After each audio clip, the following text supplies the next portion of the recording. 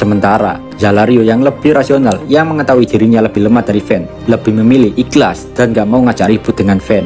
Fen juga ditunjuk menjadi pemimpin komandan bintang 3. Kini semua orang fokus kepada proyeksi lagi. Di situ Jail berkata, meskipun Fen berada di kubu mereka, hal itu tidak merubah keadaan atau kekuatan untuk melanjutkan penyerangan selanjutnya. Di situ Fen agak sedikit tersinggung. Fen menatap Jail. Fen berkata jika dia kuat, bahkan lebih kuat daripada Drakrul, meskipun Drakrul adalah kakaknya. Tapi di situ Jail masih nggak percaya, karena Fen masih belum menunjukkan hasil kerja nyatanya di medan pertempuran. Emang nggak tahu diri Jail ini. Ibarat di Mobile Legends, Jail epic dan Fen mythic. Biasa, epic selalu susah diatur cuy. Lah pikir saja guys, Jail itu tahu kekuatannya kalah jauh, tapi masih saja sombong dan mementingkan harga dirinya. Meskipun Jail menunjukkan ketidaksukaannya kepada Fen, Fen malah tertarik kepada Jail yang tidak takut kepadanya. Dengan senyuman psikopat, Fen mengatakan, lihat saja nanti, aku akan memenuhi harapanmu Jail. Yari.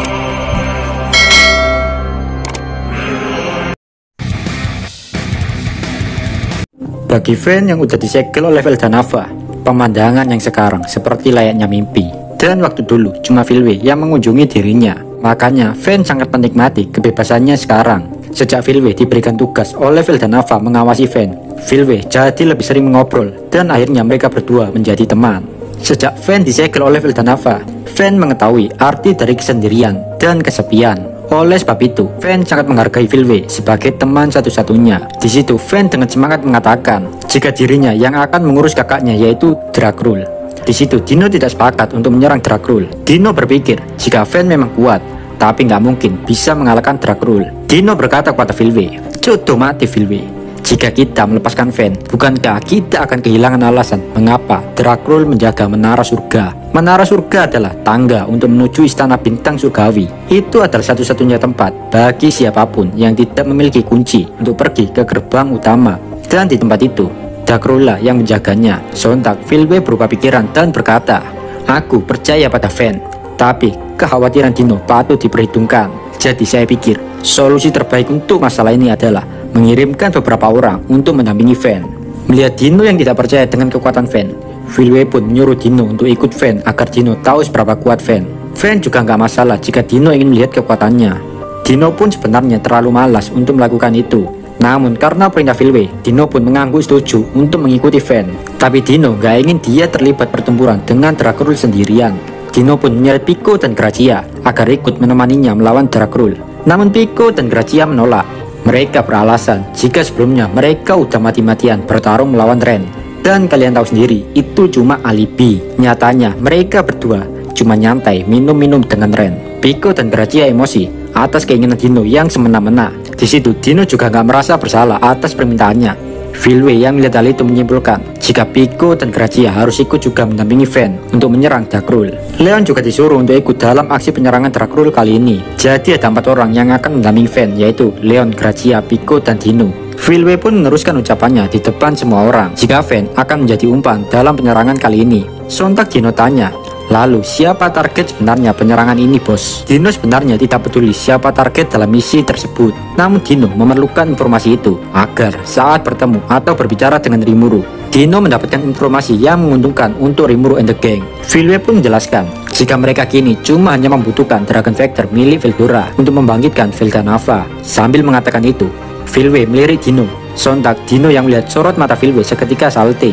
Dino bingung apa maksud Filwe meliriknya. Dino mencoba melirik sekelilingnya.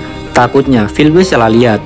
Dino melihat semua orang tampak dengan ekspresi kosong dan serius.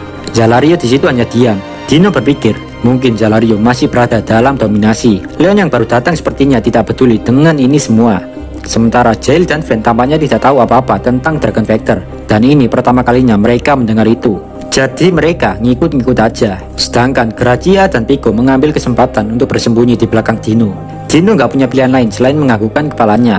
Filwe pun tersenyum. Filwe meneruskan ucapannya jika target kali ini adalah Masayuki. Kenapa Masayuki guys? Karena Filwe takut guys jika Rudra dibangkitkan kembali melalui Masayuki.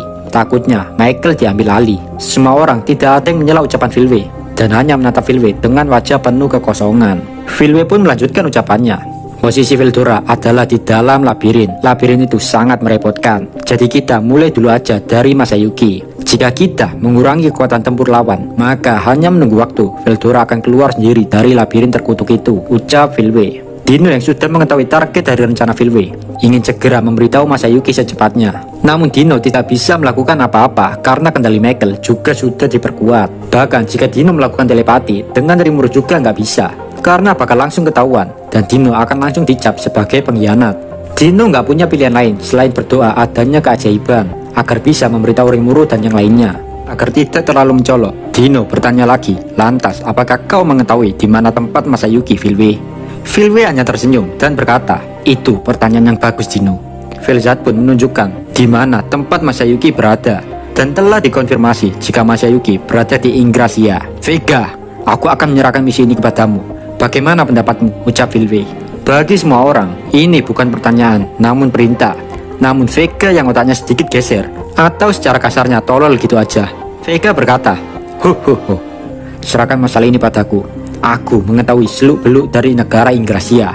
Jadi aku akan melakukan misi ini dan mendapatkan Masayuki. Filwe mengangguk setuju mendengar ucapan Vega. Filwe sengaja menyuruh Vega agar Vega mengamuk di Ingracia, dan hal itu bisa digunakan sebagai umpan untuk musuh. Setelah musuh terpancing oleh amukan Vega, maka setelah itu Arios akan mencari celah untuk membunuh Masayuki. Sementara untuk Zalario beserta pasukannya disuruh Filwe untuk mengawasi pergerakan Ruminas dan menghentikan Ruminas jika Ruminas melakukan pergerakan. Namun jika Ruminas tidak melakukan apa-apa, maka Zalario dan pasukannya harus segera menyerang Ingracia sesuai instruksi Filwe nanti. Zalario pun menganggukkan kepalanya, padahal di dalam hatinya Zalario sangat benci disuruh-suruh. Kini yang tersisa hanyalah Jail yang belum diberi tugas. Filwe pun menugaskan Jail untuk membantu Fen juga, dan Fen diberikan hak atas Jail dalam misi ini. Awalnya Fen menolak karena baginya melawan Drakrul sangat mudah, jadi nggak usah Jail ikut segala.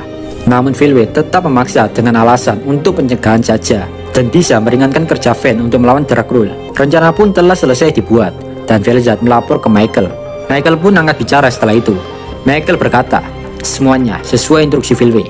Cuma sebagai tambahan, kita akan menyerang wilayah Milim dengan pasukan yang dimiliki Zelanus. Dengan begitu, Rimuru pasti bertindak dan mengirimkan bala bantuan di negara itu. Dan saat itulah kesempatan mengurangi pasukan yang dikirim Tempest. Dengan rencana itu, Michael percaya kemenangannya untuk merebut Veldora akan semakin dekat. Sontak Dino nggak setuju dengan rencana Michael. Dino emosi kenapa Milim menjadi target mereka. Dino nggak terima karena Milim adalah anak dari Veldanava. Dengan ekspresi dingin, Michael menatap Dino dan berkata, apakah ada masalah, Dino? Apakah ada masalah katamu? Kau tahu, yang kau lakukan ini sama saja durhaka dengan Veldanava. Kau tahu itu kan, Michael? Ucap Dino. Namun dengan santainya, Michael menjawab Dino, dengarkan aku, Dino. Milim adalah putri dari Veldanava. Dengan kata lain, Milim tidak berbeda dengan kita, karena sama-sama diciptakan oleh Veldanava. Rasa hormat, kesetiaan yang dimiliki Michael ataupun Filwe hanya tertuju kepada Veldanava. Namun itu tidak berlaku kepada putrinya, yaitu Milim.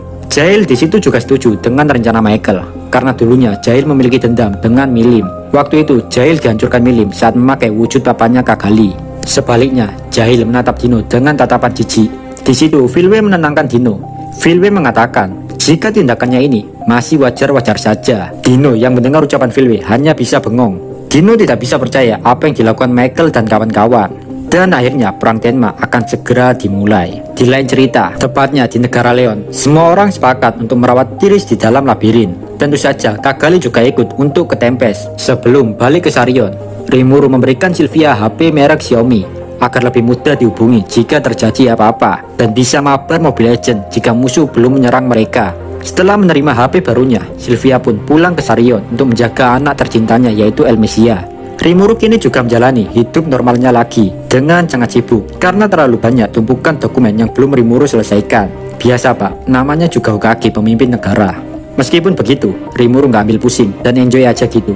Dan besok adalah acara yang ditunggu oleh seluruh dunia, di mana acara itu dihadiri Kekaisaran Timur dalam acara Dewan Negara Barat. Ya jelas saja cuy, seluruh dunia heboh karena dulunya kan negara barat dan Kekaisaran Timur selalu bermusuhan. Lah sekarang malah menjalin ikatan dengan mengikuti konferensi ini. Gak lama di dalam kantor Rimuru datang seseorang. Rimuru sama, ini teh Anda. Dan yang mengantarkan teh bukan Junna seperti yang Rimuru harapkan, melainkan Diablo. Rimuru menyuruh Diablo untuk istirahat juga di kantor Rimuru. Di situ, Diablo sangat bahagia. Diablo duduk dan menatap Rimuru dengan penuh kebahagiaan. Kini posisi duduk Rimuru dan Diablo saling berhadapan-hadapan. Rimuru sedikit merasa canggung, gak enak jika hanya diam saja dengan menatap laki-laki tanpa ngomong sepatah kata pun. Rimuru pun mulai tanya kepada Diablo, bagaimana Filwe menurut pandangan Diablo. Diablo mengangkat tangannya sambil memegang dagunya. Setelah berpikir sejenak, Diablo pun mulai menjawab pertanyaan Rimuru. Diablo berkata, jika Filwe adalah sosok yang serius, keras kepala, membosankan, dan jika Filwe telah mengambil keputusan, maka keputusan itu mutlak, tidak boleh ada yang menentangnya. Filwe juga adalah tipe orang yang tidak mau mempertimbangkan pendapat dari para bawahannya. Rimuru tanya kepada Diablo, apakah ada yang lain Diablo? Dan nampaknya Diablo tidak mengetahui lebih jauh lagi tentang Filwe. Diablo pun mengalihkan pembicaraan. Kini Diablo membahas gerbang dunia bawah yang ada di seluruh dunia. Gerbang penghubung antara dunia goib dan dunia isekai kintil yang Rimuru tempati kini.